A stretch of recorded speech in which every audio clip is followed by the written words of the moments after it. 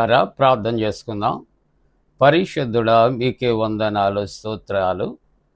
ఈ ప్రాతకాల ఆరాధనలో ప్రవేశించిన నాయన కుటుంబాలు, వారి బిడ్డలను నాయన మీరు ఆశీర్వదించండి. నాయన నీ సన్నిధి నిత్యము తండ్రి నాయన మాతో ఉంచుమని, నాయన వాక్య ధ్యానాల్లో పాల్గొంటున్న వారిని, వారి బిడ్డలను సకల ఆశీర్వాదాలతో నింపమని యేసు ప్రభు పరిశుద్ధ నామమున వేడుకొనుచున్నాం తండ్రి. ఆమేన్.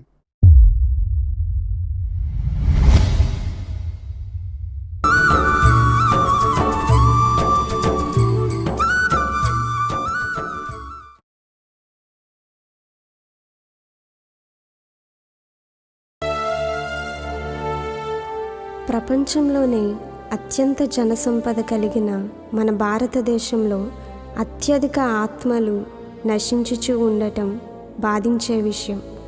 అటువంటి వారికి సువార్త ప్రకటించి రక్షణలోనికి నడిపించటం తోటి భారతీయ క్రైస్తవులుగా మన కర్తవ్యం.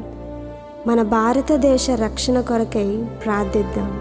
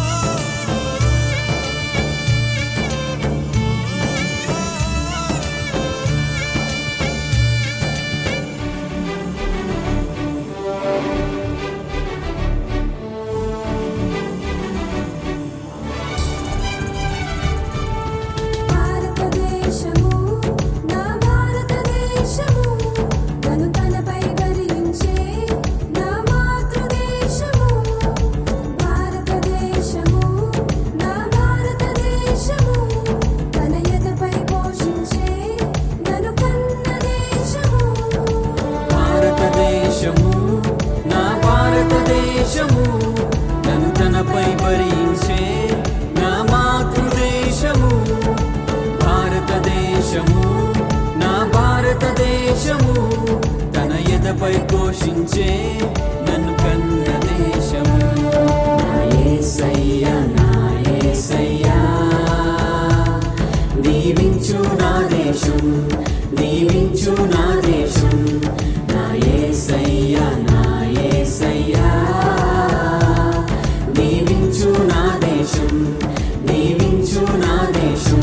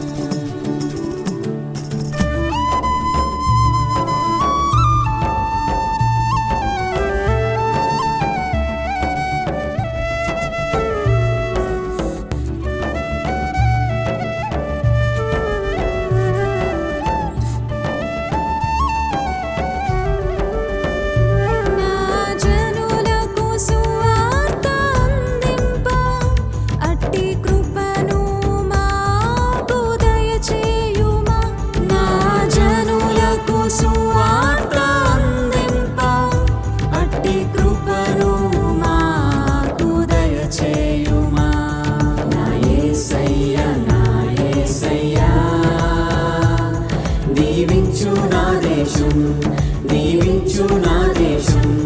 నా యేసయ్యా, నా యేసయ్యా,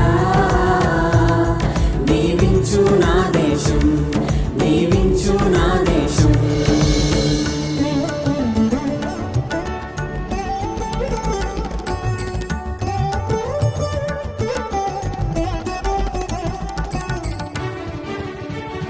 నా ప్రజల ఆత్మలో నశింపగా నీ రక్షణలోనికి నడిపించు.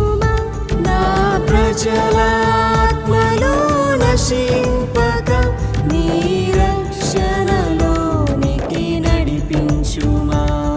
నా యేసయ్యా, నా యేసయ్యా, దీవించు నా దేశం, దీవించు నా దేశం. నా యేసయ్యా, నా యేసయ్యా, దీవించు నా దేశం, దీవించు నా దేశం.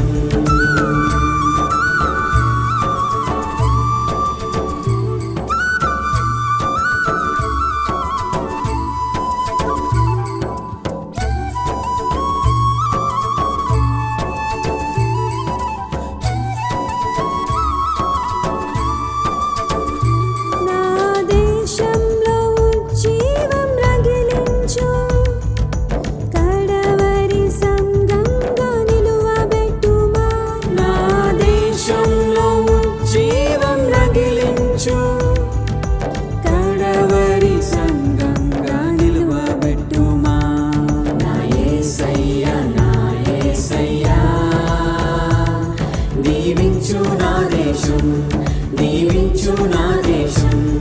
నా యేసయ్యా, నా యేసయ్యా, దీవించు నా దేశం, దీవించు నా దేశం. భారతదేశము, నా భారతదేశము, నన్ను తనపై భరించే నా మాతృదేశము. భారతదేశము, నా భారతదేశము, తన ఎదపై పోషించే నన్ను కన్న దేశము. నా యేసయ్యా, నా యేసయ్యా, దీవించు నా దేశం, దీవించు నా దేశం. నా యేసయ్యా, నా యేసయ్యా, దీవించు నా దేశం, దీవించు నా దేశం.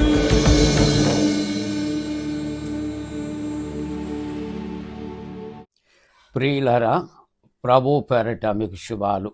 జన్మదినాలు, వివాహ దినాలు జరుపుకుంటున్న కుటుంబాలకు యేసుక్రీస్తు ప్రభు పరిశుద్ధ నామమున పండు prince and sisters YouTube channel ద్వారా శుభాలు తెలియజేస్తున్నాం.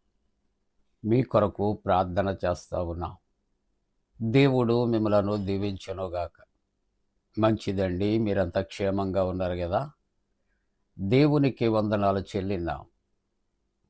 ఈ ప్రాతకాల ఆరాధన కొరకు ఏర్పాటు చేయబడిన పరిశుద్ధ లేఖనాన్ని కలిసి చదువుకుందాం. అందరము కూడా పరిశుద్ధ గ్రంథాన్ని తెరచి పేతురు రాసిన మొదటి పత్రిక 2వ అధ్యాయం 13వ వచనాన్ని కలిసి చదువుకుందాం.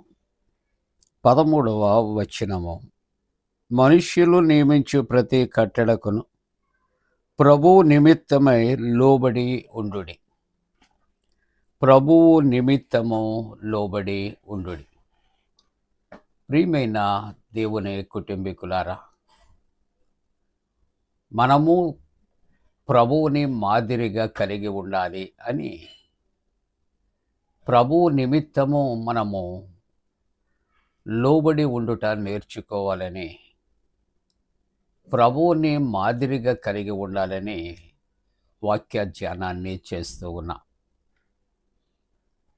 ఈ ప్రాతకాల ఆరాధనలో మనము దేవుని యొక్క వాక్యాన్ని మనం చూస్తూ ఉంటూ ఉన్నప్పుడు హెబ్రీలకు రాసిన పత్రిక 11వ అధ్యాయం 8వ వచనములో, అబ్రహాము పిలువబడినప్పుడు విశ్వాసమును బట్టి ఆ పిలుపునకు లోబడి తన స్వాస్థ్యముగా పొందనన్న ప్రదేశమునకు బయలు వెళ్ళాను.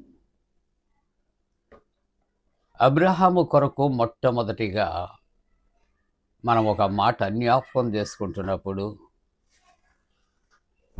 అబ్రహాము దేవుని నమ్మాను.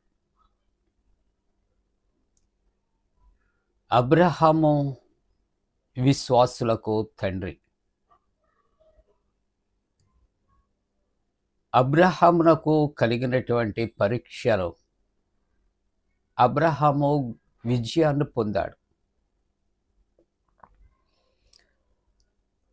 తండ్రి అయిన యెహోవా దేవుడు అబ్రహామును పిలిచినప్పుడు దేవుని యొక్క పిలుపునకు విధేయుడయ్యాడు. కాబట్టి తాను ఆదికాండములో 22వ అధ్యాయములో పరిశుద్ధ లేఖనాన్ని మనం చదువుతూ ఉంటున్నప్పుడు మొదటి వచనములో దేవుడు అబ్రహామును పిలవగా అతడు చిత్తము ప్రభువా అనెను. దేవునికి లోబడుటలో విధేయత కావాలి. ఎప్పుడు విధేయత కలిగి ఉన్నాడో ఆ విధేయత లోబడటానికి కారణంగా ఉంటుంది. విధేయత లోబడుట ఎక్కడ నుండి వస్తాయి అంటే దేవుని యందు నమ్మిక విశ్వాసము అనే మాటలు జ్ఞాపకం చేసుకుంటూ ఉన్నాం. అందుకును యెహోవా దేవుడు అబ్రహామును పిలువగా అంటున్నాడు, చిత్తము ప్రభువా. రెండవ మాట మనం ఆలోచన చేస్తూ ఉంటూ ఉన్నప్పుడు తండ్రి అయిన యెహోవా దేవుడు అబ్రహాముతో ఈ విధంగా మాట్లాడుతున్నాడు. అబ్రహాం యొక్క జీవితంలో సంతానము లేదు. అయ్యా, తన యొక్క సంతానము లేని పరిస్థితుల్లో ఎంతో దుఃఖపడుతున్నటువంటి సమయం. అటువంటి పరిస్థితుల్లో యెహోవా దేవుడు అబ్రహామును సంతానముతో ఆశీర్వదించాడు. మరలా తన యొక్క విధేయతను విశ్వాసాన్ని పరీక్ష చేయటానికి యెహోవా దేవుడు ఒక గొప్ప పరీక్ష పెట్టినట్లుగా చూస్తున్నాం. ఆ పరీక్ష ఏమిటని ఆలోచన చేస్తే రెండవ మాటగా, అప్పుడు ఆయన నీకు ఒక్కడయ్యున్న నీ కుమారుని, దేవునికి సమస్తము తెలుసు. అయ్యా, నాకు ఒక్క కుమారుడు నీవే ఇచ్చావు. నేను మిక్కిలి ప్రేమిస్తున్నాను ఎలాగూ అని అనకుండా యెహోవా దేవుడే అబ్రహాము చెప్పకముందే అబ్రహాము మనసులో ఉన్నటువంటి మాటలు ఆయన తెలియజేస్తూ, నీకు ఉన్న ఒక్క కుమారుడు, నువ్వు మిక్కిలి ప్రేమిస్తున్నటువంటి నీ కుమారుడు, చక్కటి మాటలు ఇక్కడ వ్రాస్తున్నారు. అటువంటి ఇస్సాకును నీవు తీసుకుని మోరియా దేశానికి నువ్వు వెళ్ళాలి. అక్కడ నేను చెప్పబోయే పర్వతములలో ఒక దాని మీద దహన బలిగా అతనిని నీవు అర్పించాలి. ఎంత భయంకరమైన పరీక్ష! అబ్రహాము శరాలు ఎంతో కడు వృద్ధాప్యములో ఉన్నారు. ఏ విధంగానూ కూడా ఇక సంతానము కలిగే అవకాశాలు లేవు. అటువంటి పరిస్థితుల్లో దేవుడు ఒక్క కుమారుని వృద్ధాప్యంలో దేవుడు అనుగ్రహించాడు.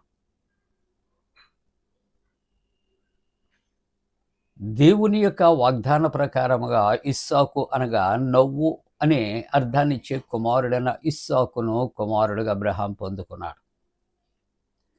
మరలా తిరిగి అబ్రహామును అడుగుతున్నాడు, నీకు ఒక్క కుమారుడు, నువ్వు మిక్కిలి ప్రేమిస్తున్న ఇస్సాకును నీవు ఆ మోరియా పర్వతాలలో ఒకదాని మీద నా కొరకు నీవు బలిగా అర్పించు. ఏమండి, ఈ మాటలు వింటున్నప్పుడు ఏ తల్లి తండ్రులకైనా గుండె బ్రద్దలైపోతుంది కదా. అటువంటి పరిస్థితుల్లో కూడా అబ్రహాము నిలదొక్కుని విశ్వాసమునకు కర్త దాన్ని కొనసాగించేవాడైన దేవుని వైపు చూస్తూ, సామెతలు 16:3 నీ పనుల భారం యెహోవా మీద ఉంచు అని దేవుని యొక్క వాక్యాన్ని ఎత్తిపట్టుకుని తన ఏకైక కుమారుని తాను బలి అర్పించటానికి మూడవ మాటగా తెల్లవారినప్పుడట అబ్రహాము లేచి తన గాడిదకు గంత కట్టి పనివారిలో 2 తీసుకుని తన కుమారుడగు ఇస్సాకును వెంట పెట్టుకుని దహన బలి కొరకు కట్టెలు చీల్చి లేచి దేవుడు తనతో చెప్పిన చోటికి వెళ్ళాం. ప్రియమైన దేవుని బిడ్డలారా, ఈవేళ ఈ వాక్య భాగంలో ముగింపు మాటలు జ్ఞాపకం చేసుకుంటే, దేవునికి లోబడినటువంటి అబ్రహాం తనకు కలిగిన విశ్వాసపు పరీక్షలో ఇంతవరకు వెనుతిరగక, ఇచ్చిన దేవుడు, పిలిచిన దేవుడు, గొప్ప దేవుడు, యథార్థవంతుడు అనే నమ్మిక చేత దేవుని పిలుపునకు లోబడ్డాడు. దేవుని యొక్క మాటకు విధేయుడయ్యాడు. ఆ మోరియా పర్వతాలలో ఒక పర్వతానికి దగ్గరికి తన కుమారుని వెంటబెట్టుకుని తాను దహన బలి కొరకు కట్టెలు చీల్చి లేచి దేవుడు తనతో చెప్పినటువంటి చోటికి తాను వెళ్ళినట్లుగా ఈవేళ వాక్యాన్ని మనము జ్ఞాపకం చేసుకుంటున్నాం.